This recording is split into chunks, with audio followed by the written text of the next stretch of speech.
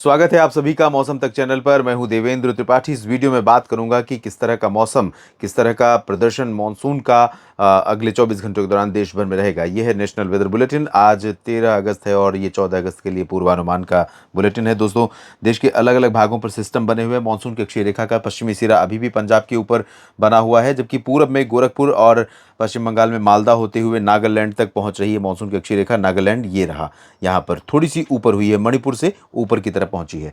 और इसके साथ साथ एक सर्कुलेशन यहाँ पर बंगाल की खाड़ी पर है जो एंटी क्लॉकवाइज इस तरह से घूम रहा है, और एक सर्कुलेशन यहाँ पर पश्चिम बंगाल के ऊपर एडजॉइनिंग बांग्लादेश के ऊपर बना हुआ है। इन सभी मौसमी सिस्टमों के प्रभाव से पूर्वी भारत और साथ ही साथ भारत का जो बंगाल की खाड़ी से सटा हुआ पूर्वी तटवर्ती रीजन है, इन भागों में, मध्य भारत में और कुछ उत्तरी क्षेत्रों पर बादलों के पहुंचने या बादलों के बनने की जो प्रक्रिया है वो थोड़ा बढ़ी है और कई जगहों पर बारिश हो रही है, बारिश होने की संभावना भी है। हालांकि देश के कई हिस्सों में मानसून के कमज़ोर बने रहने के कारण किसान भाइयों की चिंताएं लगातार बढ़ रही हैं। एक वीडियो अब से पहले डाला था मैंने लगभग 3 से 4 बजे के बीच में, जिसमें आपने देखा होगा कि मैंने ये बताने का प्रयास किया है कि इस समय इंडियन ओशन डायपोल या एल नीनो का क्या प्रभाव है और क्यों मानसून इस समय कमज़ोर बना हुआ है। डिटेल में जानना है तो आप उस वीडियो को देख सकते हैं। फिलहाल इतना बता दूं कि धीरे धीरे मानसून की जो गतिविधियां हैं मध्य भारत में आने वाले समय में बढ़ने वाली हैं, लेकिन बहुत ज़्यादा वास्ट एरिया यानी बहुत व्यापक एरिया को कवर नहीं करेंगे। भी अभी थोड़ा सा सुस्ती ही रहेगी मानसून में, लेकिन कई जगहों पर तेज़ वर्षा मुसीबत भी बन सकती है अगले 24 घंटों के दौरान भी। आइए जानते हैं वो कौन से राज्य हो सकते हैं जहां पर भारी बारिश की संभावना है। मध्य भारत के भागों में जो बदलाव होना है उसकी झलक हमें अब से ही दिखाई देने लगी है। और मध्य प्रदेश के दक्षिणी भागों में पहले भी मॉइस्चर आप देख रहे थे, और गुजरात के ऊपर भी, महाराष्ट्र के ऊपर भी तमाम जगहों पर मॉइस्चर, नमी का प्रभाव, नमी का प्रवाह लगातार बना हुआ था और इसके चलते बादल बनने या कुछ जगहों पर वर्षा होने की संभावना बनी हुई थी। लेकिन अब थोड़ा सा उस संभावना में बढ़ोतरी हो रही है। संभावना का प्रतिशत अगर पहले 40% था तो अब वो 50-60% हो रहा है। लेकिन शुरुआत करते हैं पूर्वोत्तर भारत के भागों से, जहां पर काफ़ी ज़्यादा बारिश होने की संभावना है। नागालैंड, मणिपुर, मिजोरम, त्रिपुरा, मेघालय और असम में तथा अरुणाचल प्रदेश के कई हिस्सों में मूसलाधार वर्षा हो सकती है अगले 24 घंटों में। और हो सकता है कि मेघालय का चेरापूंजी अगले 24 घंटों के दौरान भी मूसलाधार वर्षा वाले शहरों की सूची में सबसे टॉप पर है, जैसे कि पिछले 24 घंटों के दौरान रहा। चेरापूंजी में मूसलाधार वर्षा दर्ज की गई है। इसके बाद पूर्वी भारत की तरफ रुख करें अगर, तो उप हिमालयी पश्चिम बंगाल में कई जगहों पर वर्षा हो सकती है। सिलीगुड़ी, जलपाईगुड़ी, दार्जिलिंग, इन भागों में कई जगहों पर भारी बारिश हुई भी है पहले भी, और आने वाले 24 घंटों के दौरान भी कई जगहों पर भारी वर्षा की संभावना है। सिक्किम में भी तेज बारिश हो सकती है, लेकिन गंगेय पश्चिम बंगाल में बारिश की इंटेंसिटी, बारिश का प्रभाव, मानसून की एक्टिविटी बहुत रिड्यूस हो रही है। लेकिन झारखंड में और बिहार के कुछ इलाकों पर बादलों का प्रभाव रहेगा। बिहार पर भी बारिश हो सकती है। किशनगंज से लेकर भागलपुर, पूर्णिया, अररिया, खगड़िया और पश्चिमी चंपारण और सुपौल तक, साथ ही साथ पटना, वैशाली से लेकर गया, बक्सर, कैमूर के बीच में, नालंदा, शेखपुरा, लखीसराय, भागलपुर के बीच में भी बारिश की संभावना है। यह अलग बात है कि इंटेंसिटी, बारिश की तीव्रता बिहार के ऊपर बहुत ज़्यादा नहीं रहने वाली है। लेकिन झारखंड के ऊपर आप देख सकते हैं काफ़ी घने बादल हैं। रांची में तेज़ बारिश हो सकती है और पश्चिमी झारखंड के बाकी हिस्सों में भी कई जगहों पर तेज वर्षा की संभावना है। दुमका, देवघर, डाल्टनगंज और जमशेदपुर में भी वर्षा होने की संभावनाएं नजर आ रही हैं। मध्य भारत की तरफ बढ़ेंगे, जहां पर छत्तीसगढ़ और ओडिशा, ये दो राज्य ऐसे हैं भारत के जहां पर इस साल के मानसून सीजन में कई बार लगातार बारिश होती रही है। और बारिश में जो ब्रेक की कंडीशन देश के अन्य राज्यों के सामने इस समय बनी हुई है, जहां पर बारिश नहीं हो रही है, ड्राउट कंडीशन है, सूखे का मौसम बना हुआ है, उन राज्यों की तुलना में दोनों राज्य छत्तीसगढ़ और उड़ीसा, ये दोनों राज्य बेहतर रहे हैं। जून में देर से शुरुआत हुई थी मानसून की बारिश, लेकिन जुलाई में बेहतर रहा और अगस्त में भी अब तक मैं अगर देखूं तो कंसिस्टेंसी बनी हुई है। और ओवरऑल अगर पूरे राज्य में नहीं तो कई जिलों में बारिश रुक रुक कर ऑन ऑन ऑफ हो रही है। कई जगहों पर तेज तो कई जगहों पर हल्की से मध्यम। यहाँ कटकपुरी, पारादीप समेत जो तटीय इलाका है, इसकी तुलना में पश्चिमी हिस्सों में, उत्तरी और दक्षिणी भागों में कई जगहों पर तेज वर्षा होगी। और छत्तीसगढ़ के उत्तरी भागों में, दक्षिणी छत्तीसगढ़ के हिस्सों में कई जगहों पर वर्षा होने की संभावना है। विदर्भ के रीजन पर यह बदलाव है। विदर्भ के रीजन पर अगले 24 घंटों में यानी 14 अगस्त के दिन बारिश होने की संभावना रहेगी, जिसमें नागपुर प्रभावित हो सकता है। चंद्रपुर और गढ़चिरौली में भी बारिश होने की संभावना रहेगी। और यवतमाल में वर्षा के आसार हैं, अमरावती में भी थोड़ी बहुत बारिश हो सकती है, कोला वर्धा में भी बूंदें पड़ सकती हैं।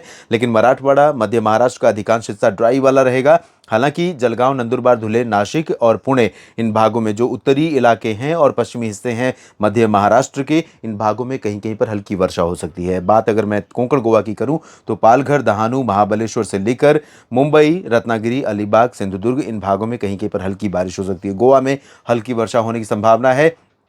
बात मध्य प्रदेश की, मध्य प्रदेश से बड़ी संख्या में सवाल आते हैं किसान भाइयों के, दर्शकों के, मेरे मित्रों के। तो यहाँ पर मैं आपको बता दूं कि मध्य प्रदेश पर भी जो नमी बनी हुई थी इससे पहले, उसमें थोड़ा सा चेंजेस आ रहे हैं, पॉजिटिव चेंजेस आ रहे हैं, बदलाव होगा। उमरिया से लेकर कटनी, शहडोल, अनूपपुर, डिंडोरी, मांडला, बालाघाट, जबलपुर, होशंगाबाद, छिंदवाड़ा से लेकर सागर तक बारिश की संभावनाएं दिख रही हैं।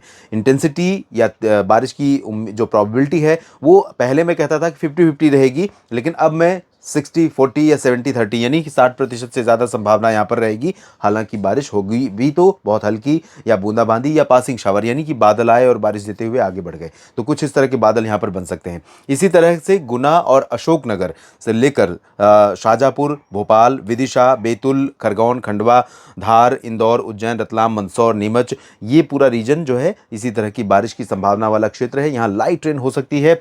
गुना के ऊपर के रीजन में यानी शिवपुरी, श्योपुर और ग्वालियर, इधर टीकमगढ़ से लेकर खजुराहो, पन्ना, सागर के ऊपर के रीजन, सतना, रीवा, सीधी, सिंगरौली, उमरिया, इन भागों में अधिकांश जगहों पर ड्राई वेदर रहेगा। गुजरात में अहमदाबाद, साबरकांठा, बनासकांठा, मेहसाना, पाटन, वडोदरा, गांधीनगर, डांग, तापी, भरूच और सूरत, वलसाड़, नवसारी में वर्षा हो सकती है। और यहाँ पर तटीय इलाकों में, सौराष्ट्र में कई जगहों पर हल्की बारिश हो सकती है। द्वारका से लेकर सोमनाथ के बीच में, कच्छ में मेनली ड्राई वेदर रहेगा।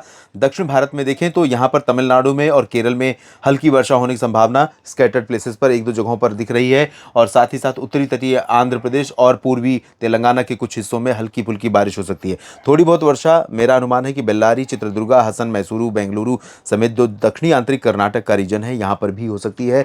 हालांकि इंटेंसिटी बहुत कम रहेगी। उत्तरी आंतरिक कर्नाटक में फिलहाल ड्राई वेदर रहेगा। हैदराबाद से लेकर दक्षिण में ड्राई वेदर रहेगा। इधर तेलंगाना में अब रुख करते हैं उत्तर भारत के भागों का, जहां पर जम्मू कश्मीर, हिमाचल और उत्तराखंड के अलावा पंजाब, हरियाणा और पश्चिमी उत्तर प्रदेश के उत्तरी जिले, यानी ये पूरा जो 4 क्षेत्र हैं, 2 राज्य ऊपर के हिमाचल और उत्तराखंड, नीचे के 3 राज्य पंजाब, हरियाणा और उत्तर प्रदेश, इन सभी का जो जंक्शन है, ये इन सभी जगहों पर कई इलाके ऐसे हो सकते हैं जहां पर मूसलाधार वर्षा होने की संभावना या आशंका नजर आ रही है।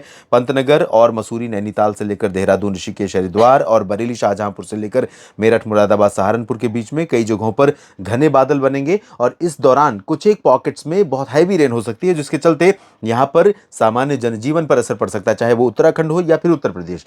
और बाकी ऊपरी इलाकों में भी उत्तराखंड में संभावना बारिश की है, हिमाचल में भी ऊपर बारिश की संभावना है, लेकिन धर्मशाला, डलहौजी, चंबा, ऊना, शिमला, इन भागों में कई जगहों पर हल्की से मध्यम वर्षा हो सकती है।